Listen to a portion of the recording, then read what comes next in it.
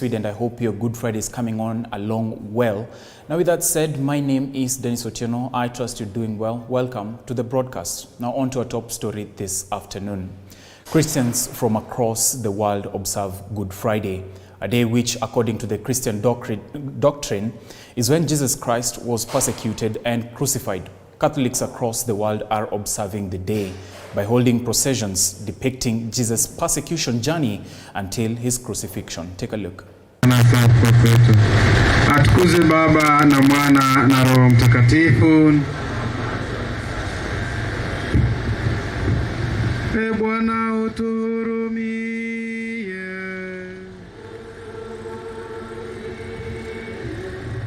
Roho za waumini wapate rehema kwa Mungu, wapumzike kwa amani.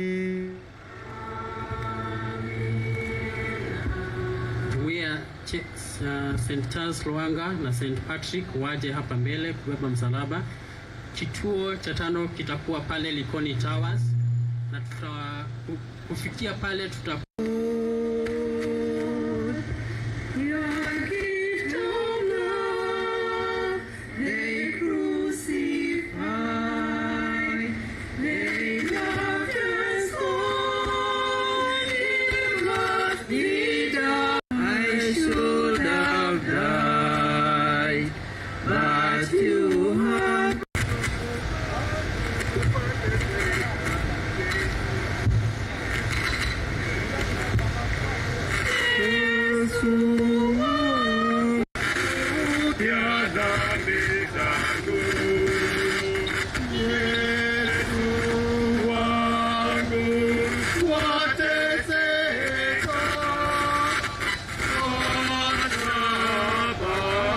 hivi.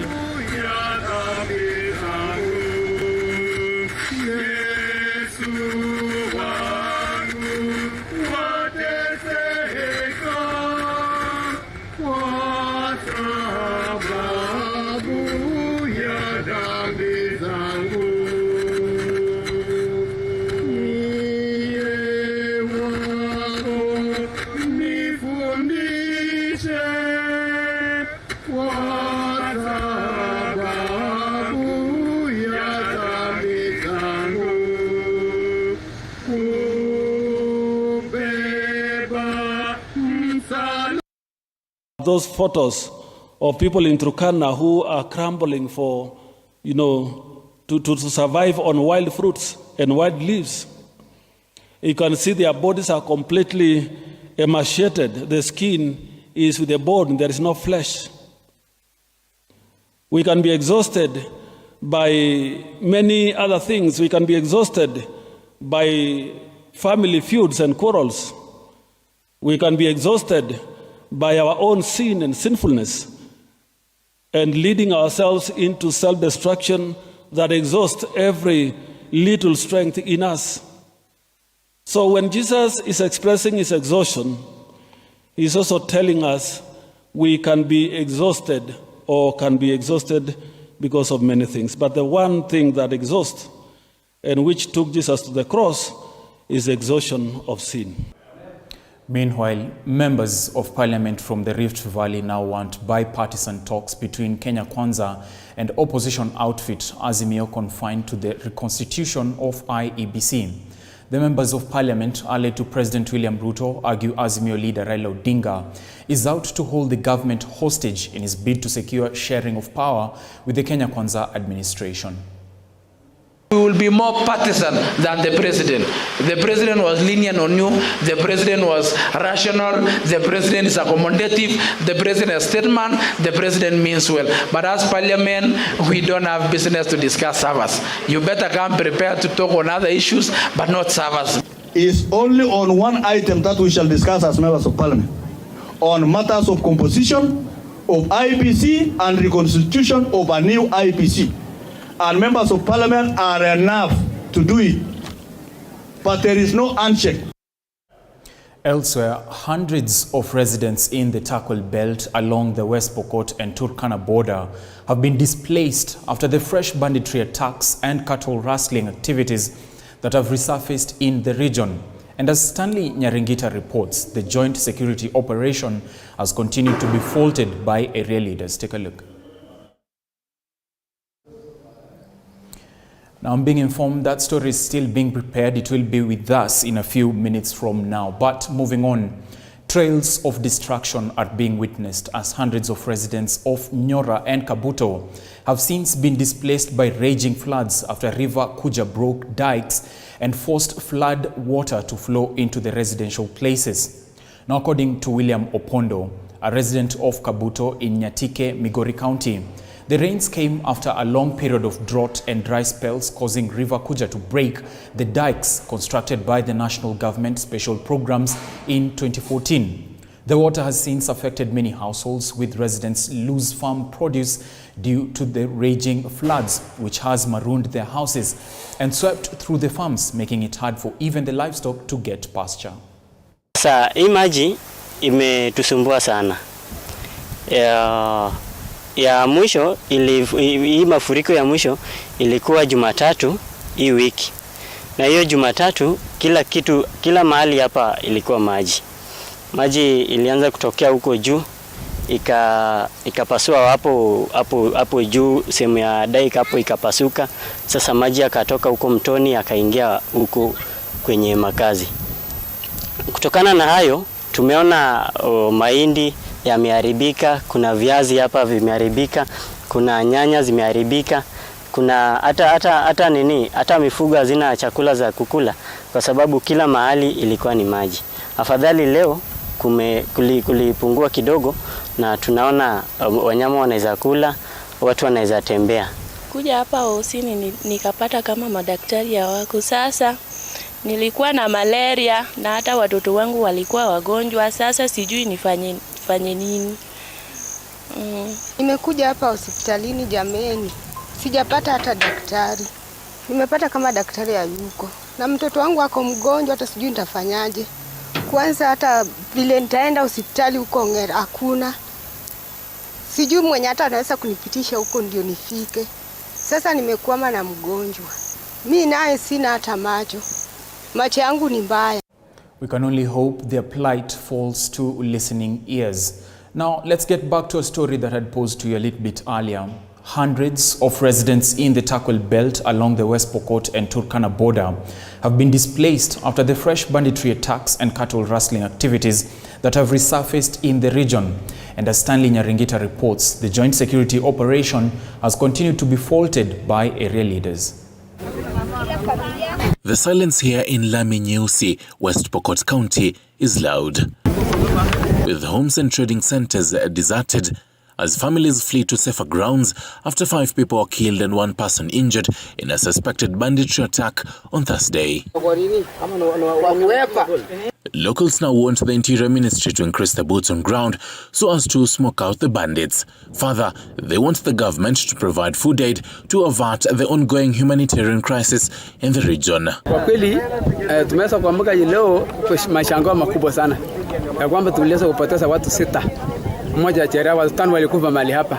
Na tukienda kuangalia kwa kweli wale watu waliwawa ni watu innocent, hao kwa chochote, hawako na silaha, si watu wa kuinda, ni watu tu waliwawa walikuwa wakilala. So katika hili hali sahihi kuna tension, watu hawana amani, sababu ni kwamba hapa hatuna watu wa hapa wanaenda cold, hawana mapunduki. Wako tu wanajichunga tu wenyewe wakijitafutia chakula yao. Totally wamekuwa confused, hakuna mambo ya amani hapa. Kwa sababu hii mambo ya insecurity imesidi sana. Na ukiangalia barabara, si barabara ya kusema ya kwamba ilikuwa ya gari, ilikuwa ya boda boda. Vijana wanaenda pale mtoni wanachota maji, kufika hapo juu wanachimba mikodi, gold, wanayosha jioni wanapata pesa ya kukula.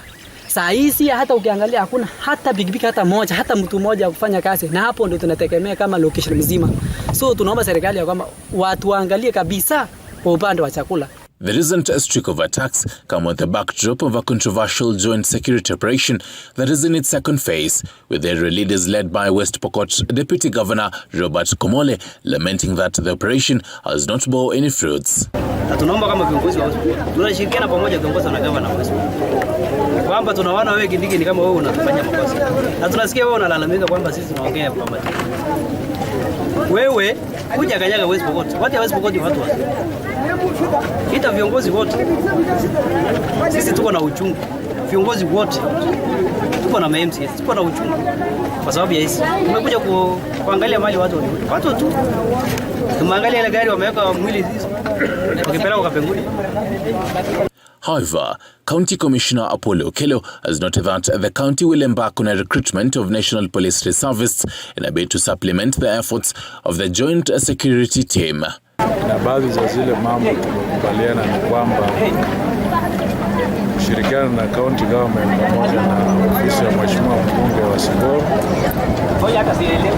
katika muda ya mwezi mmoja tutakuwa tumeanza harakati na mpangilio ya kujenga police station sehemu hii na tuweze kuweka askari ya kutosha ili waweze kuangalia usalama ya hii area.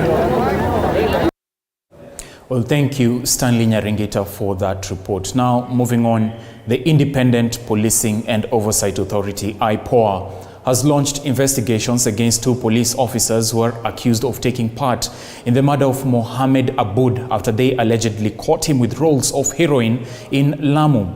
Now, IPOA chairperson Anne Makori reiterated that the investigations will take the shortest time, not exceeding 2 weeks. She, however, urged residents to cooperate with IPOA during investigations so as to bring the matter to book.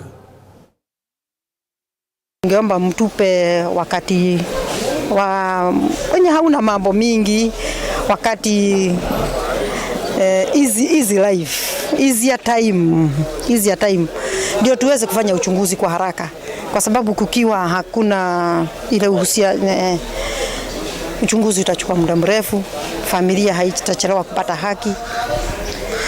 Mtakuwa mkiona askari kila wakati mnasikia mmekasirika, askari pia wataanza kuogopa nyinyi, wataanza kubeba bunduki. Na hiyo haitatusaidia kabisa. Kwa hivyo muwe na imani ya kwamba kama IPOA tutafanya uchunguzi, na tuko na history ya visa vya aina tofauti zinahusisha wananchi wa nchi na askari polisi, na tumeweza kufanya uchunguzi na kukamilisha na haki kutendeka. Na ni IPOA imeanza uchunguzi na promise hapa ametupatia wao ni after 2 weeks. Waweza pengine ni 2 weeks ama ikaongeza siku 2-3, lakini watuhakikishia kwamba watafanya uchunguzi wa kina na haki itapatikana. Sasa nawaambia familia ya victims na jamii ya Lamu kwa jumla tuwe na utulivu, tuhakikishe kwamba tumeweka amani. And from the murder probe in Lamu, she focused to a gruesome turn of events in Nyamira County, where barely a few days after a pupil was assaulted in Borabu, Nyamira County, another pupil has been seriously injured by his teacher, forcing him to undergo surgery. It is alleged a teacher at Bitindugusu Primary School caned the class 8 pupil, injuring his private parts. Wanji Sostin reports. Hospitali sahi lakini ameonekana kukua vizuri yake. Mtoto wangu anasema wananitoa yai moja mama. The tears of a mother after her son, who goes to school at Bitungusu Primary School, was allegedly assaulted by the teacher. Gladys Mongino, the learner's mother, narrates how the teacher caned her son after he allegedly hurling insults at one of the school girls. Alikuwa anafaa nguo kwanza. Nikaona vile anatembea, nikamuuliza hebu kuja nione vile unatembea hivyo. Nikapata amefura chini, amefura. Kijana yangu akakuja akasema huyu mtoto wetu alipiwa vibaya, anafura chini vibaya. Lakini kumuulizia mara 2 akajiaba kidogo, akasema alitukana na mtoto mwingine hapo. Nikamuuliza huyu mtoto mwingine walitukana yako asiye mtoto wa sura yako. Tena akasema hapana. Hiyo mwalimu mwenyewe ndiye atakuja elezea hiyo maneno. Mongina says that upon reporting the matter to the school administration, they were abashed. Na tena huyu kijana yangu akamwambia sisi hatukuchapa mtoto hivyo, sisi tulimpiga viboko tu. Wewe peleka mtoto hospitali atibiwe kwanza. Huyu akamwambia atibiwe kwanza, si useme vile mlimpiga. Akasema wewe fanya chenye unataka. Na mwalimu akatufukuza. As the young boy continues to recuperate at Bosongo Hospital where he underwent Tesco surgery, the family members are now calling upon security agencies to apprehend the accused teacher to face the law. The assault cases in Nyamira County have been on rise, with the recent case at Borabu a few weeks ago. Wanji Sostin, TV47. And after such a sad turn of events, you ask yourself, what has the world turned into? May justice be served promptly. But moving on from a sad turn of events to a gleeful story that has seen the Mount Kenya University, in partnership with other organizations, sponsoring the first female mountaineer, Dr. Faith Mwende from Makueni County, to facilitate her journey to the peak of Mount Everest. Dr. Mwende is taking the challenge in a bid to raise awareness on climate change. Mount Kenya University, in partnership with other organizations, has offered sponsorship to the first female mountaineer, Dr. Faith Mwende, from Makueni County in a bid to facilitate her journey to Mount Everest in Nepal. We want to congratulate Dr. Faith Mwende, being a pioneer mountain climber, especially from Makueni, first female mountain climber from Makueni, to ever want to go or aspire to go up Mount Everest. We are here to stand in solidarity with her as a pioneer in a field that has not necessarily been done before. Dr. Mwende was flagged off to compete in an event graced by Makueni Governor Mutula Kilonzo Jr., high-ranking officials from the Mount Kenya University and Cape Media CEO Kennedy Otwenyo. This is your opportunity before we give you the flag to tell her. And if you can speak in Kikamba, you tell her, Nani, Mukani. Why are we going Mwende, a mental health champion who has climbed major mountains in Kenya, says that her passion on mountaineering started while growing up at the hilly region of Kilungu. That I'm going to Mount Everest, one thing I wanted to do is just to go with the blessings of my home county, and that's why we're here, to be flagged out by His Excellency, the governor of our county, the Honorable Mutula Kilonzo Jr., and also have all the people who supported me around me as I leave to go to Everest to climb the highest point on Earth.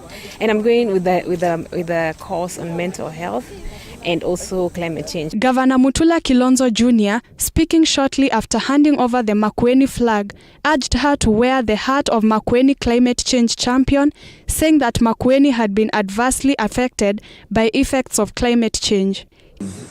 With the sort of geography you have in Makueni, possibly you can yourself start a mountain climbing club.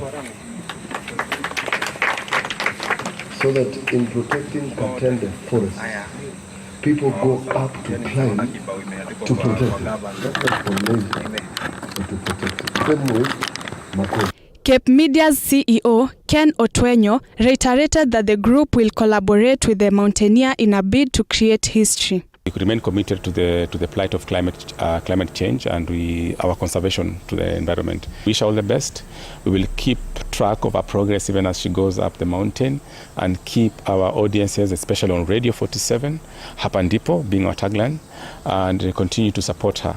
Mount Kenya's professor and director, Peter Wanderia, strongly supported the act, citing its importance on the environment. Reporting for TV47. Now, health services have been paralyzed at the Goi-Ben Mission Hospital in Vihiga County for the last 2 weeks, following insufficient medicine as a result of wrangles witnessed in the PAG, Pentecostal church that sponsors health services at the hospital.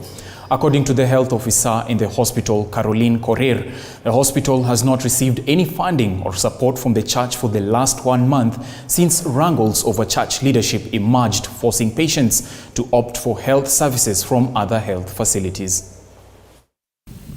Wagonjwa wako pale wamelazwa, hakuna madawa kwa sababu ofisi yetu kuu imefungwa. So nani atatusaidia? Wafanyikazi wangu huko pale wanafaa kulipwa. Ofisi kuu imefungwa na msaada yote na all support inatokanga kwa hospitali. So tuna request nani atatusaidia? Wagonjwa wetu pale tutawatibu na nini? Huduma nyingi zimesimama kwa sababu hata hospitali yetu ya Goi-Ben Mission Hospital ina upungufu wa kupata resources ambazo zinastahili kwa ajili ya hospitali. Tunapatanga replenishment ya madawa every month. The beginning of the month 2 weeks sasa hatuna. Ukitaka mabishano yaishe mahali, kura ipigwe. Nafikiri kura hiyo ndio itakomesha mabishano haya, tupate viongozi. Na ninasihi wale wenzetu, hakuna mtu amekukataa, hakuna mtu amewakataa kanisa hili, ila tu why can't we embrace mazungumzo? Now, on that positive story, of course, we shift focus to matters the NCCK championing for peace. And the National Council of Churches in Kenya, NCCK, has continued to advocate for peace among youth cohesion and dignified livelihood in the coastal region. More than 150 youth leaders drawn from the 6 coastal region counties participated in the NCCK Coast Region 2-day seminar at the Jumuiya Conference and Beach Resort in Kilifi County, dubbed Vijana Twaweza. And through this initiative, the National Council of Churches of Kenya is seeking to empower the youth to resist being misused to cause violence with the interventions aimed at motivating the youth to be champions of peace and explore a meaningful way of earning livelihood. Ya kwamba vijana kwa maana hawana kazi bado na kuanzisha biashara inakuwa ni changamoto kwa ajili ya capital hakuna. Ndipo sasa tukawa tunazungumza ya kwamba basi vijana kama hawa wakaweze kuangaliwa, angalau wapunguziwe zile ada ambazo zinatakikana kule ambazo ni nyingi, wakaweze kupunguziwa ili ya kwamba wakahakikisha kwamba wameanza biashara na wamejimudu kimaisha. Kwa National Council for Persons with Disability, ukiregister kama wewe ni mlemavu, unaweza pata kama kuna tenda ziko za special need, pia kuna masomo unaweza kuwa sponsored na serikali. Kuna mambo mengi, business zenye pia hazijakuwa registered inaweza National Council for Persons with Disability inaweza fund for that business. Tunajaribu sana kuleta vijana kwa pamoja. Tuone vijana hawa wengi wamesoma lakini hawana makazi. Ni kitu gani ambacho tunaweza tukafanya? Ni biashara gani vijana hawa wanaweza wakaanzisha wao wenyewe ili waweze kujikimu? Manake siku hizi hata kazi za kuandikwa hakuna. Lakini vijana hawa tukiwapa zile skills ambazo ni kwamba watajitegemea wao wenyewe, watafungua biashara zao wenyewe, na hiyo ndio basically yale mambo tumekuwa tukizungumzia mahali hapa. Aswa mambo sana ni kuhusu kuweka amani. And at the same time, President William Ruto has issued a public address and he's wished all Kenyans a happy Good Friday as well as a happy Easter Monday. Let's have a listen to what the president had to say a little bit earlier.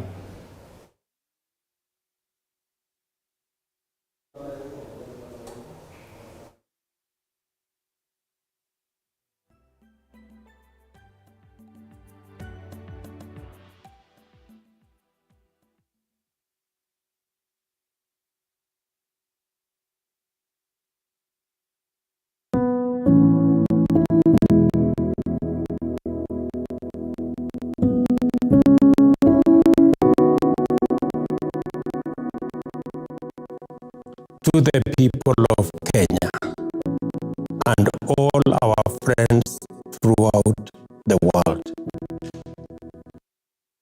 Jesus Christ endured trial and temptation, hatred and prejudice, violence and punishment, loneliness and betrayal, crucifixion and death.